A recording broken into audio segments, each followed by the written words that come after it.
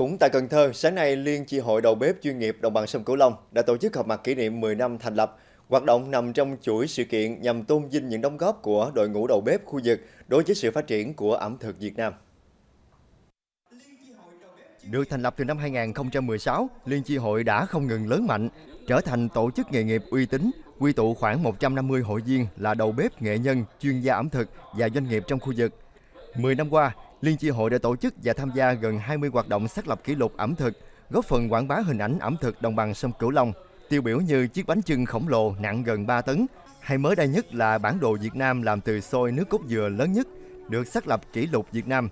Dấu mốc 10 năm không chỉ khẳng định vai trò, vị thế của Liên chi hội đầu bếp chuyên nghiệp đồng bằng sông Cửu Long trong phát triển ẩm thực vùng, mà còn tạo nền tảng để tiếp tục kết nối, nâng tầm và lan tỏa giá trị ẩm thực Việt Nam trong thời gian tới.